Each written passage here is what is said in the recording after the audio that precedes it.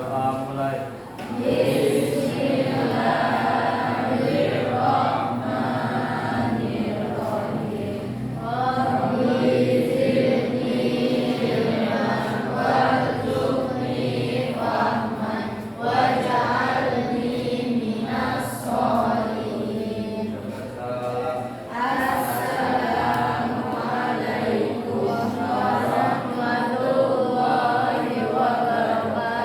Waalaikumsalam warahmatullahi wabarakatuh.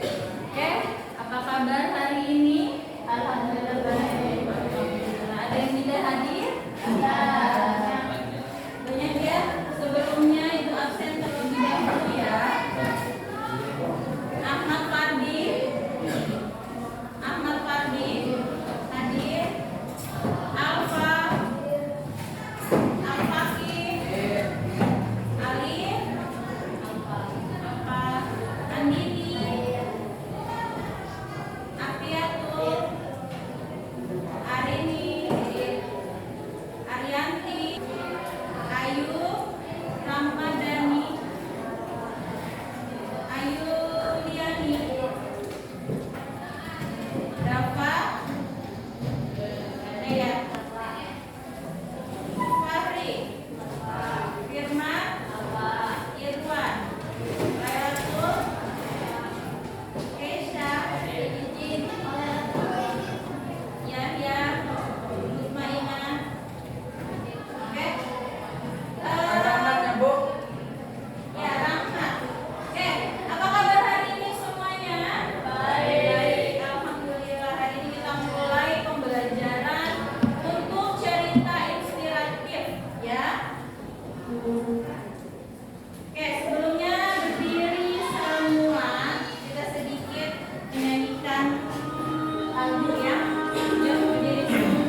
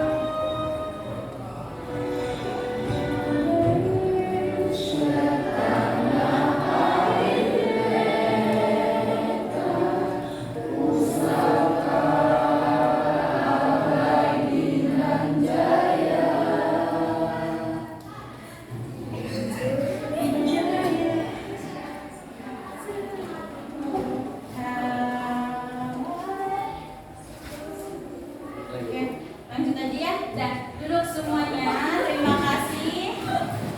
Yang pertama, di sini gua akan membacakan dulu tujuan pembelajaran kita pada hari ini, yaitu yang pertama, peserta didik dapat menentukan struktur isi teks cerita inspiratif. Lalu yang kedua, peserta didik dapat menentukan kaidah pembahasan teks inspiratif. Sebelumnya kita sudah mempelajari pengertian, kemudian tujuannya untuk apa, ya. Kemudian sekarang Ibu akan menjelaskan tentang tentang struktur dari teks inspiratif, ya. Oke. Sebelumnya di sini, apa sih inspiratif itu? Teks inspiratif merupakan jenis teks narasi yang menyajikan suatu inspirasi atau keteladanan kepada banyak orang. Nah, lihat di sini, dalam cerita inspiratif itu yang ditampilkan yaitu moralnya. Nah, jadi ada beberapa orang yang bisa dijadikan dijadikan sebagai inspiratif, yaitu biasanya orang-orang yang memiliki taraf yang bijak. Nah, ini ya cerita inspiratif. Oke, lanjut. Kemudian Ibu akan menjelaskan berbagai macam struktur di dalam cerita inspiratif. Coba lihat di sini. Ada orientasi yang pertama,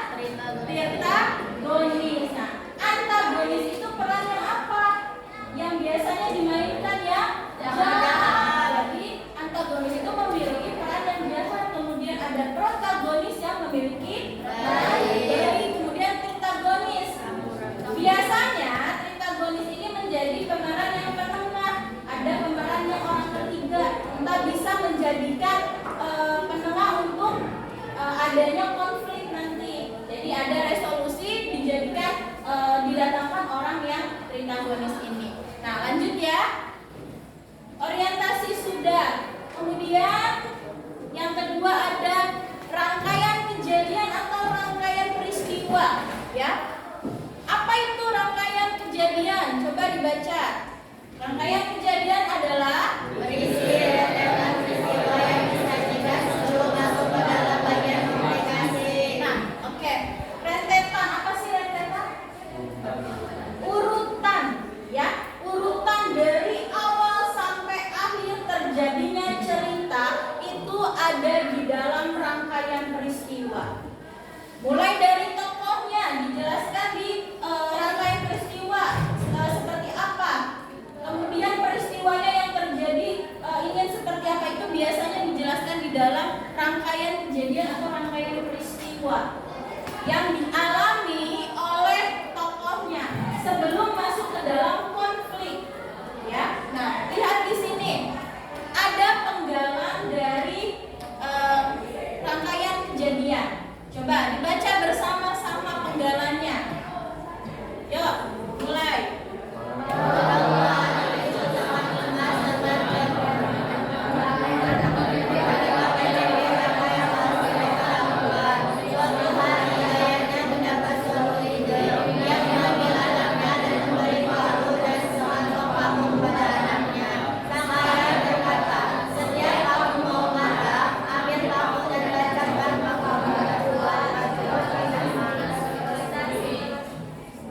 Ini adalah sekilas penggalan dari kejadian yang dialami oleh tokoh, ya. Nah, di bagian ini akan mengarah ke dalam konflik atau komplikasi, ya. Dari rangkaian kejadian sudah paham di sini, ya. Rangkaian kejadian berisi rentetan atau deretan peristiwa.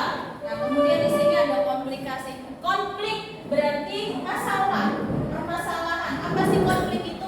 Permasalahan yang timbul di dalam cerita.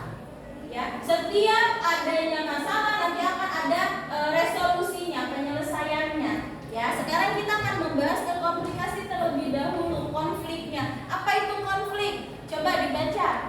Berisi masalah yang dialami tokoh utama dalam cerita. Masalah dapat berupa konflik batin atau pertentangan dengan tokoh lain. Nah, oke. Ini adanya konflik batin. Nah, konflik batin ini bisa dialami oleh tokoh pertama atau bisa dialami oleh tokoh-tokoh yang lainnya. Ya, konflik batin berarti perdebatan batin antara tokoh satu dengan tokoh yang lainnya. Nah, biasanya di dalam konflik ini puncak permasalahannya yang timbul yang diceritakan di dalam cerita inspirasi ini. Ada apa saja permasalahannya? Nah, bisa permasalahan batin atau bisa permasalahan antara tokoh satu dengan tokoh lainnya. Kemudian nanti didatangkan oleh tokoh yang lain akan menghasilkan sebuah penyelesaian. Ya, nah di sini konflik yaitu berisi masalah yang dialami tokoh utama dalam cerita. Jadi masalahnya itu yang didatangkan adalah tokoh pertamanya, tokoh utamanya yang menjadi inspirasinya, gitu. Ya, nah di sini ada penggalan permasalahannya, ya. Bisa kalian baca di situ ada penggalan, penggalan dari konflik di dalam sebuah teks. Ya, sudah ya, lanjut ya. Lanjut ada resolusi. Nah, resolusi ini adalah penyelesaian dari konflik, dari masalah yang tadi. Lihat di sini. Menceritakan penyelesaian masalah yang dialami oleh tokoh. Jadi setiap masalah pasti harus ada penyelesaiannya. Itu namanya resolusi di dalam cerita inspirasi. Nah, resolusi itu penyelesaiannya secara apa? Bisa tadi didatangkan oleh orang ketiga untuk menyelesaikan masalah dari tokoh utamanya. Yaitu bisa didatangkan yang tritagonis. Contohnya, misalkan ada kejadian pertengkaran antara tokoh satu dengan tokoh dua. Mereka tidak bisa menyelesaikan masalah dengan baik. Akhirnya didatangkan tokoh yang ketiga, entah polisi atau entah warga yang bisa membantu. Nah, itu diselesaikan dengan mendatangkan orang ketiga. Makanya akan menjadikan sebuah penyelesaian dari konflik, dari masalah yang sudah dibahas atau yang sudah diselesaikan. Ya, paham sampai sini? Lanjut ya. Nah, yang terakhir ada koda. Koda ini bagian akhir dari suatu cerita, biasanya berupa ulasan hikmah atas peristiwa yang dialami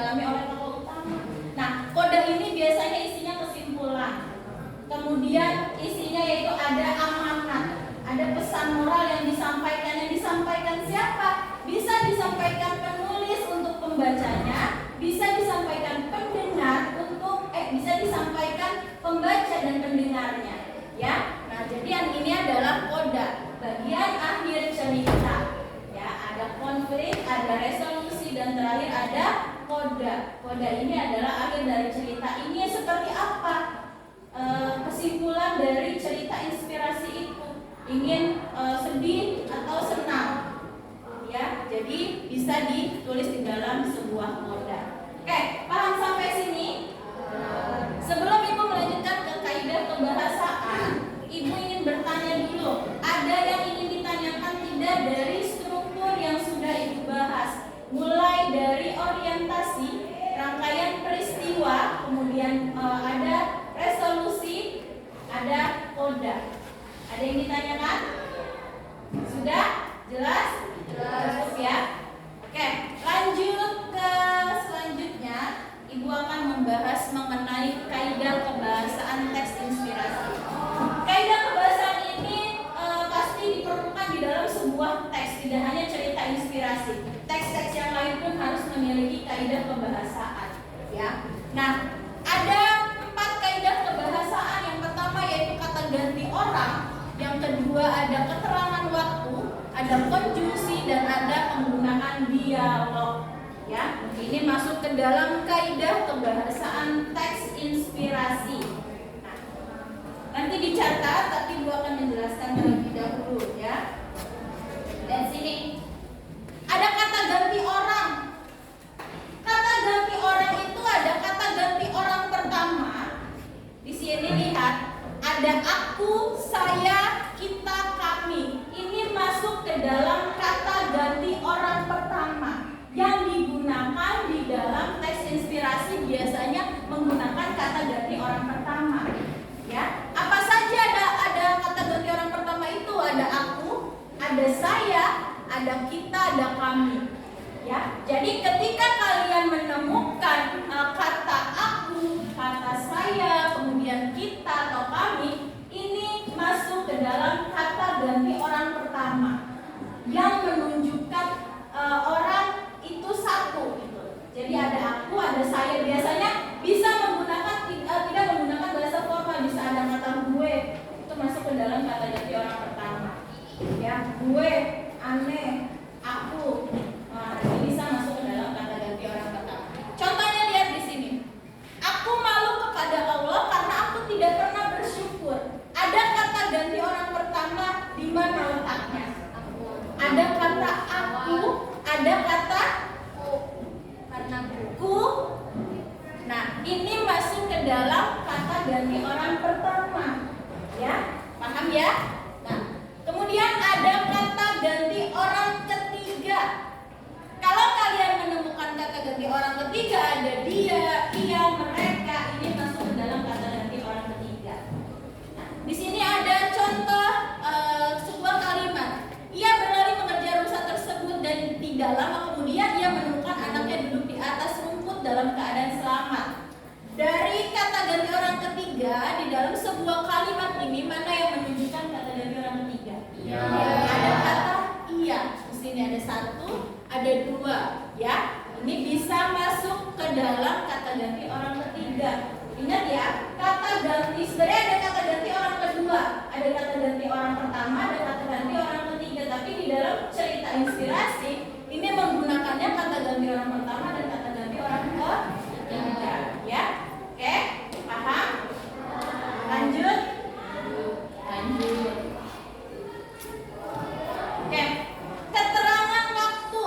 Jadi di dalam inspirasi itu memiliki keterangan waktu yang digunakan, yaitu keterangan waktu lampau.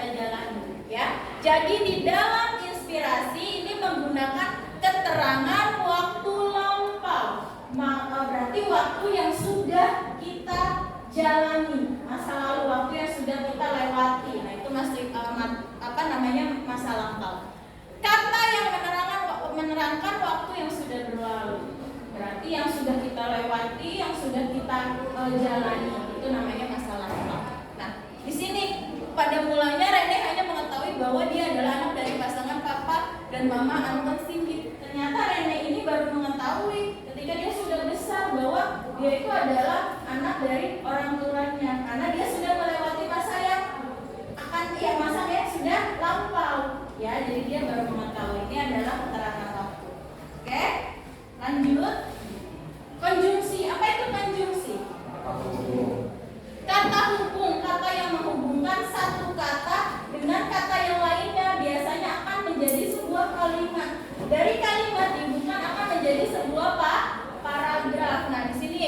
Tapi konjungsi yang digunakan di dalam inspiratif yaitu ada konjungsi temporal dan konjungsi kausalitas. Nah, apa itu temporal? Coba dibaca. Temporal adalah kata sambung yang menunjukkan ulang kejadian biasanya disertai dengan kata kemudian, selanjutnya, lalu, akhirnya, awalnya, dan lain-lain. Nah, itu adalah temporal.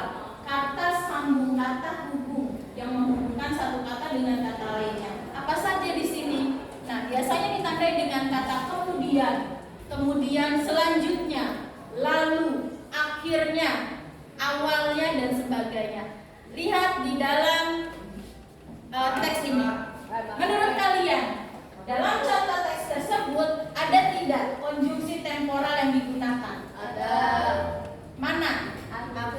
Akhirnya, ya. Kemudian ada lagi tidak? Sudah ya? Nah, itu masuk ke dalam temporal, ya. Kemudian ada konjungsi kausalitas, kata sambung yang menunjukkan sebab akibat suatu peristiwa. Konjungsi ditandai dengan kehadiran kata karena, sehingga, dan sebagainya. Nah, jadi kausalitas itu ada sebab akibatnya. Ketika kalian melakukan ini akan mengakibatkan ini, gitu.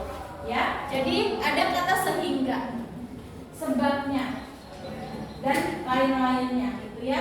Ketika kalian melakukan kejahatan akan mengakibatkan seperti ini. Ketika kalian malas akan mengakibatkan seperti ini. Nah, itu ada sebab akibat di dalam kausalitas konjungsi yang digunakan di dalam cerita inspiratif, ya. Oke. Yang terakhir ada pernyataan dialog. Nah, dialog ini digunakan dalam cerita inspirasi. Dialog itu ada percakapan antara dua orang atau lebih, itu namanya dialog. Ada yang dinamakan dengan monolog. Monolog itu bercerita dengan menggunakan diri dia sendiri. Jadi dia bisa memahami berbagai macam karakter, bisa jahat, bisa sedih, bisa senang, dan sebagainya. Itu namanya monolog. Tetapi kalau dialog ini bisa percakapannya dua atau lebih, itu dinamakan dengan dialog, ya. Ciri dialog yang digunakan menggunakan tanda kutip pada setiap perkataan yang diucapkan. Ini ya, tanda kutip biru ini namanya tanda kutip yang bisa diucapkan. Bisa berarti adanya kata biasanya ada percakapan antara dua orang atau lebih. Di sini ada percakapan antara ibu dan anak, ya. Oke. Sampai sini ada yang ingin ditanyakan? Kalau tidak ada, ibu akan memberikan sebuah tugas kelompok. Kalian sudah duduk berdasarkan kelompok? Sudah ya? Tugas kelompok di sini ada. Kita akan mendiskusikan struktur dan kaidah kebahasaan bersama kelompok kalian. Nanti ibu akan bagi LKPD-nya, ya. Kita akan berdiskusi. Sebelum berdiskusi, ibu akan membagi LKPD terlebih dahulu, ya. Nih. Kelompok 1, 2, 3.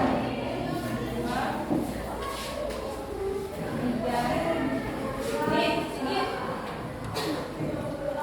Oke, perhatikan.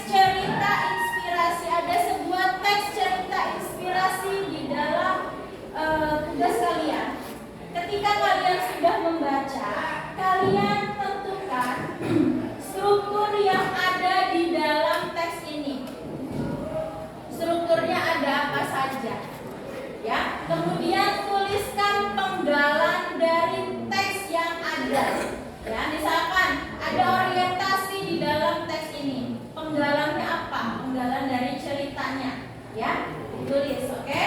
Kalian baca terlebih dahulu teksnya. Kemudian lanjut ke kaidahan. Di situ ada struktur yang tidak hanya orientasi ya, berarti ya. Kalian cari ada struktur apa saja di dalam teks tersebut. Kemudian yang kedua, ada analisis kebahasaannya. Kebahasaan, lihat di sini. Ditulis ada kata ganti. Di dalam teks tersebut ada tidak kata ganti orang. Nanti ditulis di sini kata ganti orang pertama. Ada kata apa saja di paragraf pertama. Nanti yang kedua, ada kata ganti orang ketiga. Ada di paragraf berapa dan disebutkan kata gantinya ada apa saja. Ya, tadi. Nah, kemudian ada keterangan lampau, berarti yang sudah dilewati. Kemudian di sini ada temporal dan kausalitas, ada konjungsi. Lalu yang terakhir yaitu ada kalimat langsung di dalam teks itu. Maksudnya ada apa saja. Oke? Paham? Kalau sudah paham, selamat mengerjakan. Ibu beri waktu kalian untuk mengerjakan, lalu dikumpulkan kita akan presentasi dan berdiskusi dengan teman yang lainnya. Oke? Oke, silakan dikerjakan.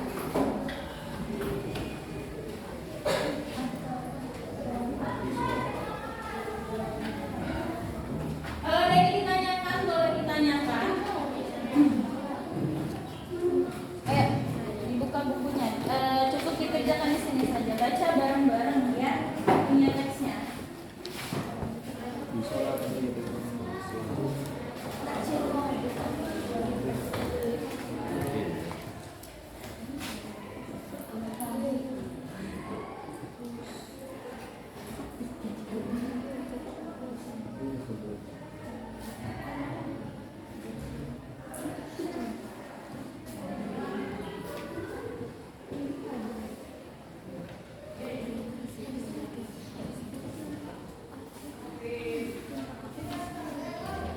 Ada yang ditanyakan, silakan tanyakan terlebih dulu kalau tidak paham, ya.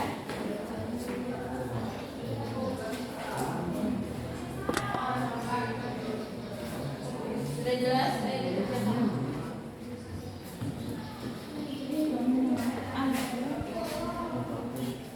Yuk dibaca bareng. Tulis dulu itu nama kelompoknya kamu. Nomor berarti kelompok 4. Anggotanya siapa aja ditulis di sini. Anggotanya. Langsung dikerjakan di situ ya, tidak usah menggunakan kertas ya. Ya udah ditulis, Wan. Oke. Dibaca dulu teksnya. Setelah dibaca teksnya baru kalian bisa mengisi strukturnya. Ya, bersama-sama. Orientasi. Apa orientasi itu? Biasanya ada pengenalan, ada tidak di sini pengenalan, ada tokohnya, ada latarnya. Kemudian ada kejadian atau peristiwanya. Oke. Apa tadi orientasi? So dicari di situ. Ada tidak pengenalan peristiwa yang dialami oleh tokohnya? Ada. Oke. Sudah ditulis sama kelompoknya? Sudah. Oke. Yuk dilanjutkan. Baca dulu.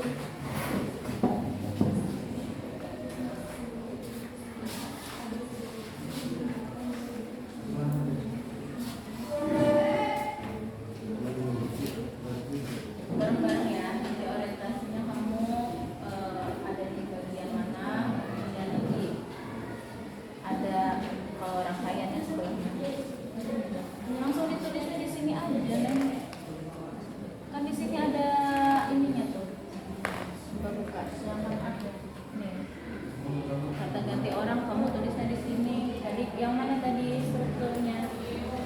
Struktur ada di sini. Ya. Ini kalau yang berwarna ya.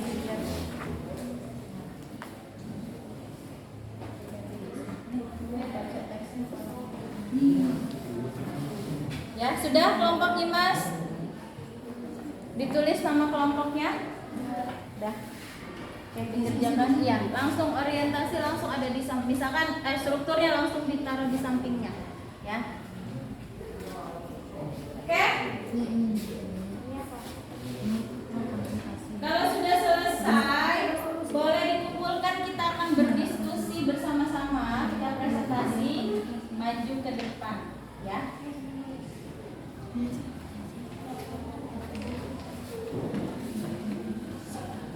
Langsung ditulis aja dulu.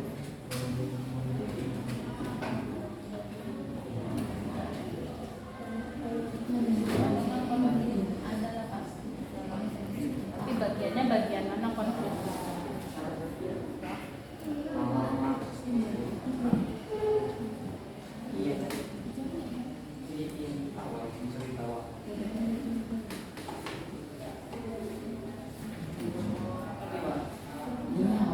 Udah nemuan?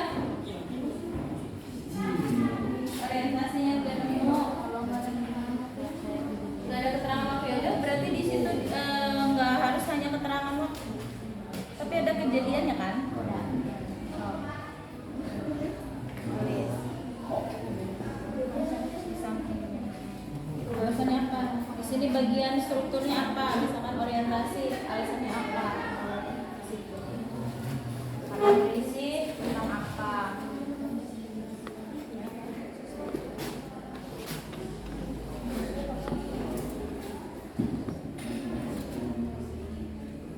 Oke, sudah? Langsung ditulis di sampingnya ya, oke? Di sini. Ini ya. Di samping. Itu dulu, baca dulu. Misalkan di sini orientasi, alasannya apa? Kenapa berisi orientasi? Oke?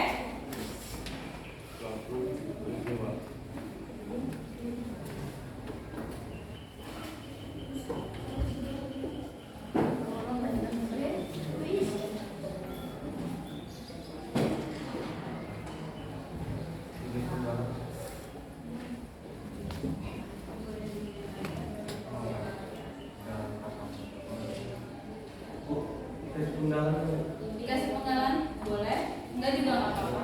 Langsung aja strukturnya apa, kenapa dijadikan struktur, misalkan orientasi, kenapa orientasi di situ, karena adanya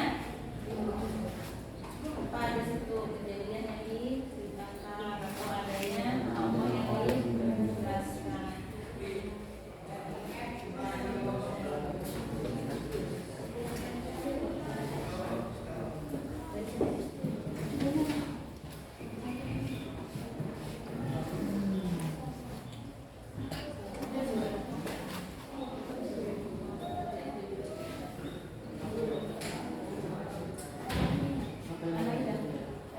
Yang lainnya. Ayo, sudah ya? Kelompok Ayu sudah mengerjakan. Yang lainnya coba perhatikan dulu. Kelompok Ayu ingin mempresentasikan hasil diskusinya, ya. Yang mana bagian strukturnya? Oke. Silakan maju. Dari kelompok mana? Sini. Sini, di sini. Oke. Yuk, salam dulu. Assalamualaikum warahmatullahi wabarakatuh. Waalaikumsalam warahmatullahi wabarakatuh. Kami dari kelompok 2 ingin mempresentasikan hasil diskusi kami. Pertama, orientasi.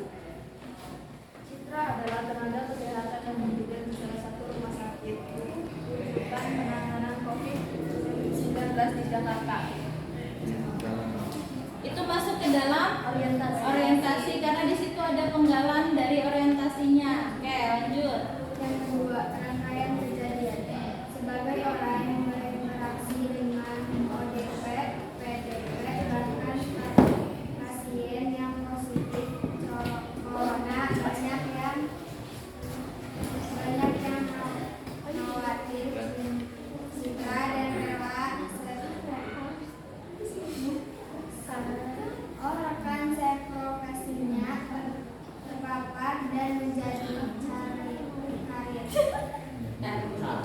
Ya, dari kelompok 1 dulu, kelompok 2 dulu, nanti dilanjutkan untuk yang kebahasaan. Oke, tepuk tangan untuk kelompok